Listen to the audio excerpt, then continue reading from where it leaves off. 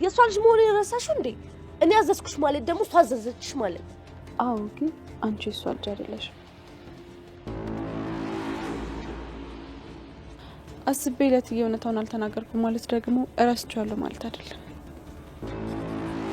ዝም በይ ወሬኛ። አሁን የታበሽ ሄድሽ ነው?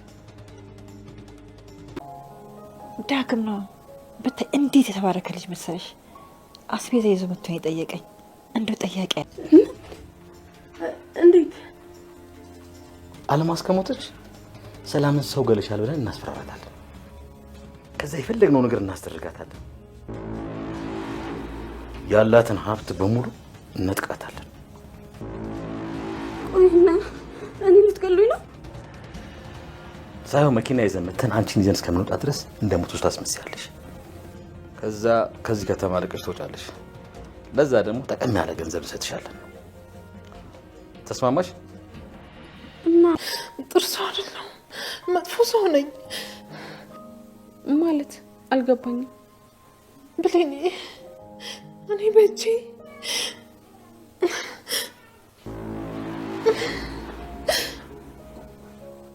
በእጅሽ ምን ትይ? እኔ በእጄ ቢቀር ነው የሚሻለው። በቃ ተው አትጨናነቂ። ለእኔ መናገር የሚያስጨንቅሽ ከሆነ ይቅር። እኔ ልባም አስጨነቅኩሽ አይደል? በቃ ወደ ስራ ሂጂ። እትዬ ስራ ጨርሻለሁ። እናቴ ጋር ደርሼ ልምጣ? እሺ ሂጂ። እሺ በቃ ይዞሽ ትይ።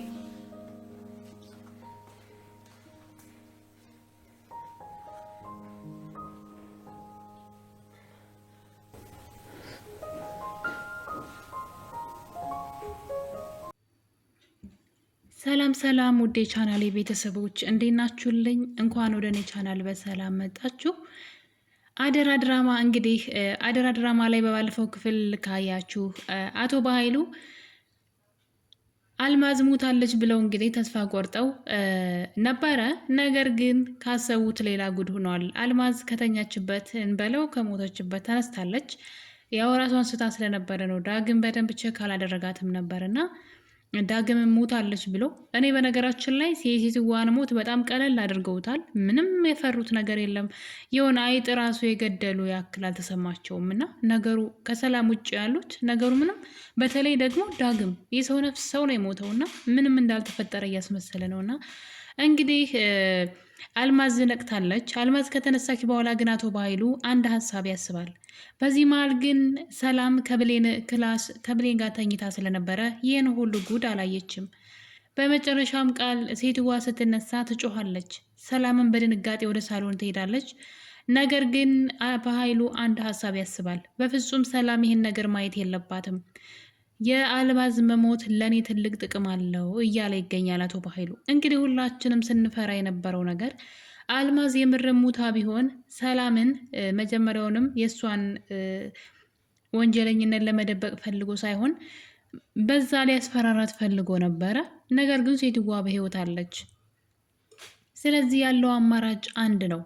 የአልማዝ መሞት ለእኔ በጣም ትልቅ ጥቅም አለው። ስለዚህ አልማዝ አሁን አልሞተችም እና እንግዲህ ማንም ሳያውቅ አልማዝ እንደሞተች ነው መሆን ያለበት። ከዚህ በኋላ ለሰላም አዲስ ነገር የለም። አልማዝ ሞታለች። በሰላም አእምሮ ውስጥ አልማዝ ሞታለች ተብሎ እና መልሰው እንግዲህ ሸፋፍኗትና አቶ በኃይሉ ሰላም ወደ ክላሱ ስትገባ ሴትዋ እንደነበረው ተኝታለች። ሰላምን በሰራችው ስራ እየተጸጸተች በጣም እያዘነች ትገኛለች። ሰውየው ደግሞ ይሄንን አጋጣሚ ተጠቅሞ ሰላምን ያላትን ንብረት ሁሉ በስሜ እስክታደርግ ድረስ አስፈራራታለሁ ብሎ ያቀደውን እያደረገ ይገኛል። እና እንግዲህ አልማዝን መልሰው ከሸፋፈኗት በኋላ መኪና በማምጣት ወስደው አርቀው እንደቀበሯት ለሰላም ነግረዋታል። ሰላምም እንግዲህ የምታውቃት እንደሞተች ስለሆነ መጀመሪያ ስላየቻት ገልጣማ አላየቻትም።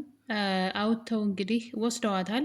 ከመኪናው እስክትገባ ድረስ ልክ አልማዝ እንደ መጀመሪያው እንደሞተች አስመስላ ቀጥላለች ማለት ነው። እና እንግዲህ ሴትዋን ከከተማ ርቀው አባረዋታል። በዛ አካባቢውን ድጋሜ እንዳትመጣ አድርገው ጠቅም ያለ ገንዘብ፣ በጣም ብዙ ገንዘብ ነው የሰጣት አቶ በኃይሉ እንዳትመለስ ማለት ነው።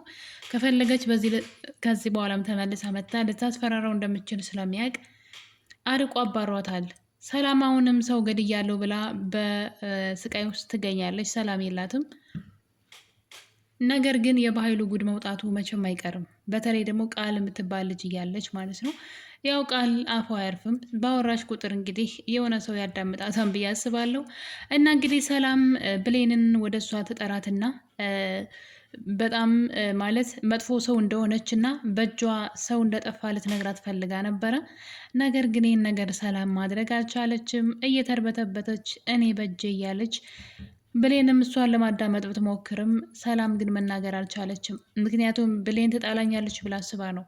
በእርግጥ እውነቱን ለመናገር ከሆነ ሰላም ሰው ገላለች። ሰው ገድያለሁ ብላ ካሰበች እጇን ለፖሊስ መስጠት አለባት። በፍጹም እንደዚህ መቀጠል የለባትም። ያለዛ ግን እውነቱ ላይ ወጣ ይችላል። እና እንግዲህ እነዚህ ነገሮች በዚህ እንዳሉ ነበረ ብሌንም እንግዲህ እናቷ ትታት እንደሄደች እና ጭራሹንም እናቷ እንዳልሆነች እናት ናት ብላ ቃል ወደዛ ቤት እንዳመጣቻት ነገሩን ሁሉ ስለደረሰችበት ስለ ሴትዋ ማሰብ ትታለች። ይህን ነገር ግን ወይዘሮ ገነት እስካሁን ድረስ አታውቅም። አልማዝ የውሸት እናቱን በገንዘብ ተገዝታ የብሌን እናቱን እንደመጣች እስካሁን ድረስ የብሌን አሳዳጊ የምታውቀው ነገር የለም። ዳግም እናቱ ቤት ሂዷል። ገነት ቤት ማለት ነው። ያው እናቱ እንደሆነች ባያውቅም ግን እናቱን ሊጠይቃት ሂዶ ስለነበረ ይህን ነገር የብሌን አሳዳጊ ለብሌን ነግራታለች። ብሌን ዳግምን ትወደዋለች፣ ያው እሱም ይወዳታል። እና እንግዲህ ከዳግም ጋር ጥሩ ጊዜ ለማሳለፍ ከቤት ወጥተው ነበረ። ከዚህ ቀደም እንግዲህ ካስታወሳችሁ ቃል ዳግም ቤት ሂዳ ነበረ። እሱ ደግሞ እሷን ሚስጥር ለማወጣጣት ስለፈለገ በወይን አስክሯት ሪካርድ አድርጎ ነበር ድምጿን። የዛን ጊዜ እንግዲህ ብሌን ሆን ብለው አብረው የሆኑ ስለመሰላት ተናዳ ሳሚ ስልክ ሲደውልላት የኔ ውድ እንዴት ነህ? ለምን ነገ አንገናኝም? ከሚወድ ሰው ጋር ጊዜ ማሳለፍን የመሰለ ነገር የለም እያለች እንግዲህ ስትቀደር ነበረ ብሌን። በዛ የተነሳ ሳሚ እንዴት በዚህ በቀላሉ እንዴት እሺ ልትለይ ቻለች ብሎ በጣም ተገርሞ በቀጣይ ቀን የቀጠረችው ቦታ ሲጠብቃት ነበረ። ነገር ግን ብሌን ያላሰበችው ነገር ገጥሟት እንግዲህ ከነ መደወሏ ሁሉ ረስተዋለች። ሁለተኛም ደግሞ ቃልን ለማናደር ብላ ያደረገችው እንጂ በፍጹም እሱን ኖርማል በቃ ዝም ብሎ ስልክ ደውሎ የሚያስቸግራት አይነት ሰው ነው የመሰላት። እና እንግዲህ ከዳግም ጋራ ውጭ ለመዝናናት በወጡበት ሰዓት ነበረ ሳሚ አፍኖ ወስዷታል። እናም እንግዲህ እሱ እንደነበረ ቸኮሌት የላከላት የቀጠረችውም ሰው እሱ እንደነበረ ከነገራት በኋላ ለዳግም አንድ ነገር ብሎታል። እንግዲህ ዛሬ ምንም አልልህም፣ ዝም ልልህ እችላለሁ፣ ነገር ግን ይችን ልጅ ካንተ ነጥቄ የራሴ ያደርጋታለሁ፣ ብሌን የኔ ብቻ ናት እያለው ይገኛል። እንግዲህ ብሌን እንግዲህ ዳግምንና ሳሚን ልታደባድብ ነው። ወይ መከራ! ያው ዳግም እንደምታውቁት እናቱን በመፈለግ ላይ ይገኛል። ስለ እናቱ ደግሞ የሚያውቀው ሳሚ ነው። ሳሚ ስለ እናቱ እንደሚያውቅ ያውቃል። በዛ ላይ እናቱንም በስልክ እዚህ ቀደም አገናኝቶት ነበረ። ስለዚህ ብሌንን ሳይወድ በግዱ ሊተውለት ይችላል ብዬ አስባለሁኝ ዳግም። ምክንያቱም ደግሞ አሁንም በድጋሜ በእናቱ ሊያስፈራራው ይችላል። በእርግጥ ዳግም ጎበዝ ከሆነ ወደ እናቱ አሁን ላይ እየተቃረበ ይገኛል። በተደጋጋሚ ወይዘሮ ገነትን ሲያገኛት የሆነ የማውቅሽ የሆነ ቦታ ያየውሽ ሰው ትመስኛለሽ፣ ይሄ ቤቱ አካባቢው ደግሞ የሆነ ከድሮ ጊዜ የማቀው ብዙ ጊዜ የማቀው እየመሰለኝ ብቻ የት እንደማቀው አላቅም እያለ እንግዲህ ያው ያደገበት ቤት ነው። እንዴት አቶ በኃይሉ እንግዲህ አሳልፎ ለሌላ ሰው ሲሸጠው፣ ያው ገንዘብ ወዳድ ነው አቶ በኃይሉ፣ በጣም ስግብግብ ሰው ነው እንደምታዩት። ለገዛ እህቱ እንኳ የማይመለስ ጭራቅ ሰውዬ ነው። እና ያኔ እንግዲህ እሱ ኳስ እየተጫወተ የነበረበት ጊዜ ነው። እንዴት ተወልዶ ያደገበትን ቤት ሊረሳው እንደቻለ አላቅም። በእርግጥ 18 ዓመት በጣም ብዙ ነው፣ ብዙ ነገር ይረሳል። ግን ኳስ የሚጫወትበት እድሜ ላይ ከነበረ እንዴት ሊረሳው እንደቻለ ባላውቅም እሱ ግን ጭራሽ አያስታውስም። ነገር ግን ወይዘሮ ገነትን የሆነ ቦታ ያያት ይመስለዋን ሲያያት፣ ያው የእናትና የልጅ ነገር ስለሆነ ነው። ታሬ ደግሞ ስለ እሱ እናት ጠንቅቆ ስለሚያውቅ ምናልባት በእናቱ በድጋሚ አስፈራርቶ ብሌንን ከሱ እንድትርቅ እንዳያደርግ በጣም እየፈራው ነው።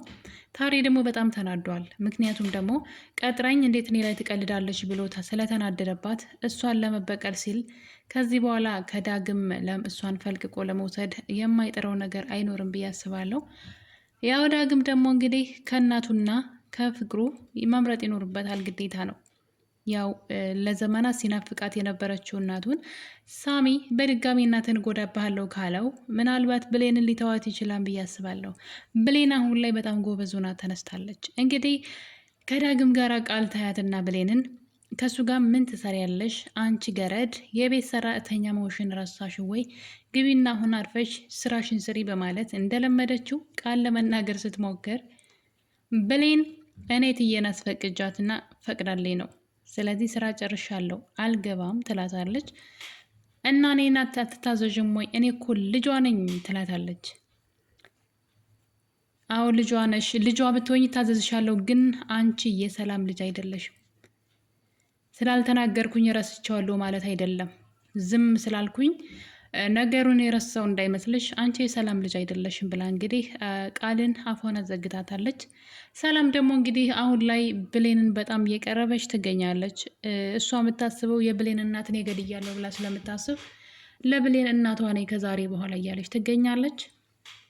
በዛም የተነሳ እንግዲህ ቃል ብሌን አልታዘዘኝ ብላለች፣ እየሰደበች ነው፣ ከሰው ፊት አዋረደችኝ፣ ስለዚህ ከዚህ ቤት አባሪያት ብላ እንግዲህ ሰላምን ሄዳ ትጠይቃታለች።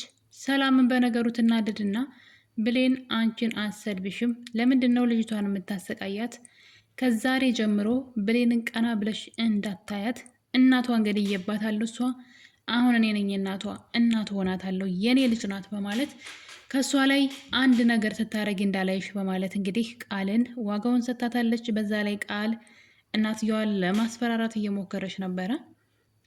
ወይኔን ወይ እሷን መምረጥ ይኖርብሻል፣ ያለዛ ግን እኔ ይሄን ቤት ለቅቄልሽ እሄዳለሁ አይነት ነገር የማደርገውን አታውቂም በማለት ሰላምን ለማስፈራራት እየሞከረች ትገኛለች። ሰላም ግን እንደፈለገሽ መሆን ትችያለሽ፣ ተስማምተሽ መኖር ካልቻልሽ የፈለግሽውን አድርጊ ብላለች። ሰላም አሁን ላይ ልክ ስላልሆነች፣ በዛ ላይ ደግሞ የቃል ልጅነት በፍጹም አላመነችበትም። ከቀን ወደ ቀን እሷ ወደ ብሌን እየቀረበች ትገኛለች። ብሌን እናቷን ፍለጋ ስትዳክር፣ ሰላም ደግሞ ወደ ብሌን እየቀረበች ነው የምትገኘው። ያው እስካሁን ድረስ አንድም ነገር ብሌን ሰላም እናቴ ትሆናለች ብላ አልጠረጠረችም። አቶ በኃይሉ እንግዲህ አልማዝን ደብቆ ሌላ ድራማ ጀምሯል። በነገራችን ላይ አሁን ላይ ቃል አንድ ነገር ማድረግ አለባት፣ ከሰላም ጎን መቆም አለባት። ምክንያቱም ደግሞ አቶ በኃይሉ አልማዝ ሳትሞት ሙታለች ብሎ ከቃል ፍቃድ ውጭ ማለት ነው፣ ከቃል ከምትወርሰው ውርስ ውጭ የሰላምን ንብረት በጎን በኩል ለመውሰድ እየሞከረ ነው። መጀመሪያ ሀሳቡ እሷ ሰላምን ገላት ንብረቱን በስሟ ካደረገች በኋላ 75%ቱን እሱ ሊወስድ 25%ቱን ለእሷ ሊሰጣት ነበረ ከቃል ጋር የተነጋገሩት። አሁን ላይ ግን ቃልም ያው ለሱ ሌላ ጉድጓድ እየማሰችለት ነበረ፣ ሌላ እቅድ ነበራት። አሁን እሱም ደግሞ ሌላ እቅድ እያቀደ ነው። ሌባ ለሌባ ምንድነው ባብ ለባብ ካብ ለካብ ይባላል። እና አቶ በኃይሉ ልክ እንደ ቃሉ ሌላ እቅድ ጀምሯል። እሷ እሱን እስር ቤት በመረጃው በያዘችው ፍላሽ ማለት ነው አቶ በኃይሉን ፍርድ ምንድነው ይሄ ወንጀለኛ አሰኝታ ማለት ነው እንግዲህ ወደ እስር ቤት እንዲገባ አድርጋለሁ፣ ሰላምን ደግሞ ገላታለሁ፣ ከዛ ንብረቱ ሁሉ የኔ ይሆናል እያለች ነው። ይሄ ነበር የሷ እቅዷ ማለት ነው። አቶ በኃይሉ ደግሞ ሌላ እቅድ ይዞ መጥቷል። ስለዚህ አሁን ላይ ቃል ከሰላም ጎን መቆም አለባት ብዬ አስባለሁ። ማለትም የሰላም ሰላሟ እንዲመለስ ማድረግ አለባት። ሴትዋ እንዳልሞተች ለሰላም መንገር አለባት። ያለዛ ግን ቃል ትበላለች። አሁን ላይ አቶ በኃይሉ የጀመረው ጨዋታ ምንድን ነው? ሴትዋን ግን እንደሞተችና እነሱ እንደቀበሯት አስመስሎ ከቤት አውጥቶ ከወሰዳት በኋላ ወደ ሰላም ስልክ ላይ ስልክ አስደውሎ ነበረ። ያው ሳሚ ነው እንግዲህ ድምፁን ቀይሮ የደወለው። እናም እንግዲህ አልማዝን ገለሽ እንደቀበራችኋት መረጃው አለኝ እያላት ይገኛል። እናም እንግዲህ ያለሽን ንብረት ሁሉ ካላመጣሽ ለፖሊስ አሳልፌ እሰጥሻለሁ እየተባለች ትገኛለች።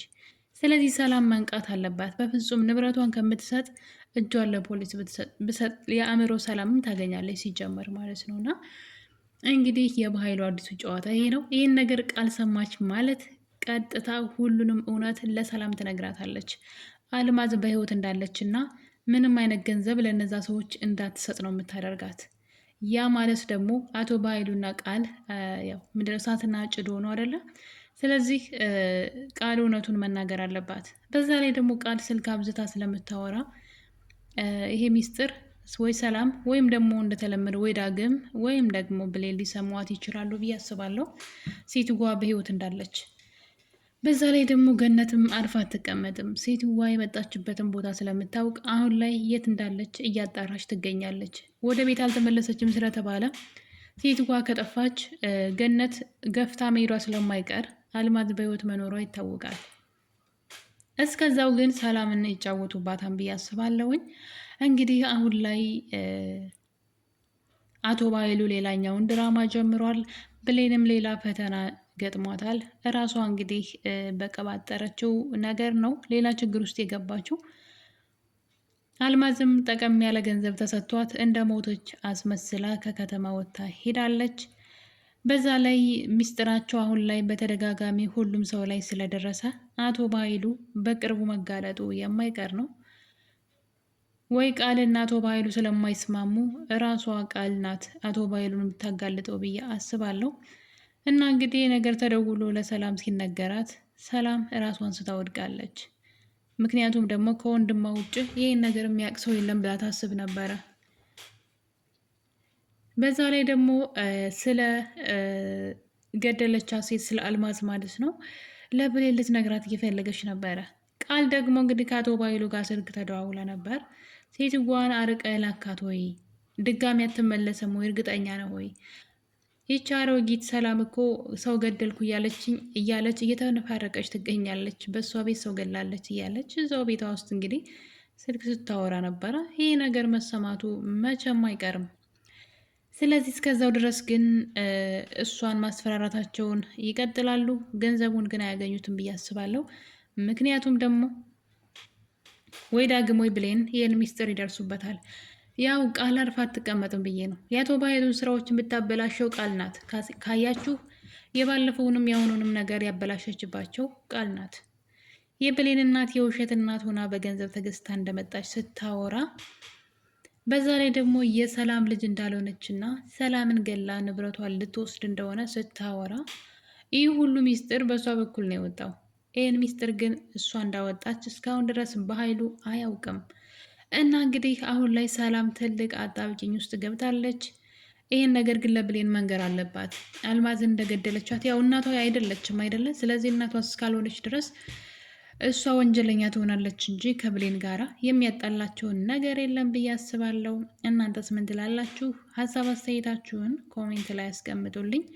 ውድ ቤተሰቦቼ አደራ ድራማ ክፍል 20 እንግዲህ ይህን ይመስል ነበር። በክፍል 21 በሌላ ቪዲዮ እስከምንገናኝ ድረስ ሁላችሁንም ወዳችኋለሁኝ።